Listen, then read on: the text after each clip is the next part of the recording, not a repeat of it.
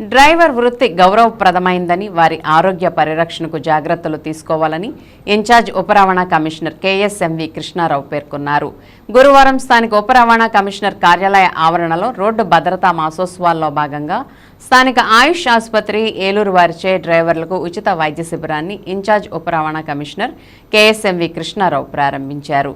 ఈ సందర్భంగా ఏర్పాటు చేసిన అవగాహన సదస్సుకు ఆయన ముఖ్య అతిథిగా పాల్గొని మాట్లాడుతూ డ్రైవర్ వృత్తి గౌరవప్రదంతో కూడిందని, వారి ఆరోగ్యాన్ని పరిరక్షించుకోవాల్సిన బాధ్యత వారిపై ఉందని తెలిపారు.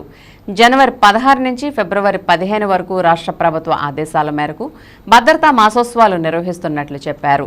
ఇందులో భాగంగానే ఈరోజు డ్రైవర్లకు ఆయుష్ ఆసుపత్రి ఏలూరు వారి ఆధ్వర్యంలో వైద్య పరీక్షలు, శంకర్ నేత్రాలయ ద్వారా కంటి పరీక్షలు నిర్వహించి డ్రైవర్లకు ఉచితంగా వైద్య సేవలు అందిస్తున్నట్లు చెప్పారు.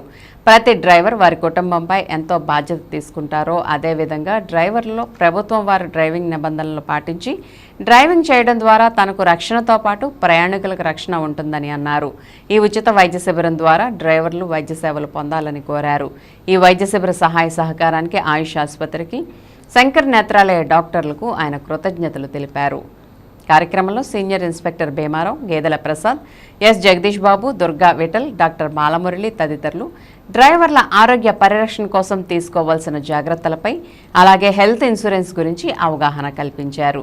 ఇంకా ఈ సదస్సులో జంగారెడ్డిగూడెం ఆర్డీఓ మహనీయ, ఆయుష్ ఆసుపత్రి మేనేజర్ జాస్తిక్ కాశీనాథ్, కార్యాలయ ఏవో అనంత్, మోటార్ వెహికల్ ఇన్స్పెక్టర్లు, ఆర్టీఓలు, డ్రైవర్లు తదితరులు పాల్గొన్నారు.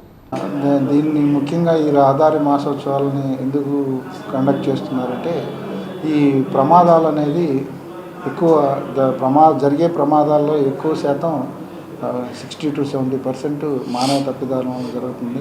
ఆ మానవ తప్పిదాలను నివారించుకోవచ్చు అనే ఉద్దేశంతో ఈ రహదారి భద్రత ఇంతకుముందు వారోత్సవాలను కంటిన్యూ చేసేవాళ్ళు, దాన్ని ఇప్పుడు లాస్ట్ 2 years నుంచి మాసోత్సవాలుగా ఈ మానవ తప్పిదాలను అనేది మనం నివారించుకోవడానికి అవకాశం ఉంది. కాబట్టి ఈ అవేర్నెస్ ప్రోగ్రామ్స్ కండక్ట్ చేస్తూ ఈ తప్పిదాలని తెలియజేస్తే ఎంతో కొంత మార్పు వస్తుంది. దానివల్ల రహదారి ప్రమాదాలను నివారించవచ్చు అనే ఉద్దేశంలో ముఖ్యమైన భాగంగా చేస్తున్నారు. అందులో ఈ హెల్త్ చెకప్ యొక్క ప్రాముఖ్యత ఏంటంటే, ఆ డ్రైవర్ చేతిలో ఆ వాహనంలో ప్రయాణించే వారి ప్రాణాలు కానీ, తర్వాత ఆ రోడ్లో వాడుకునే వాళ్ళ ప్రయాణికుల భద్రత, రోడ్డును ఉపయోగించుకునే వారి భద్రత ఆధారపడి ఉంటుంది. కాబట్టి ఆ డ్రైవర్కి హెల్త్ చెకప్ అనేది చాలా ముఖ్యము. దాంట్లో జనరల్గా బీపీ, షుగరు, తర్వాత ఐ టెస్ట్ అనేది ఇక్కడ చేయించడం జరుగుతుంది.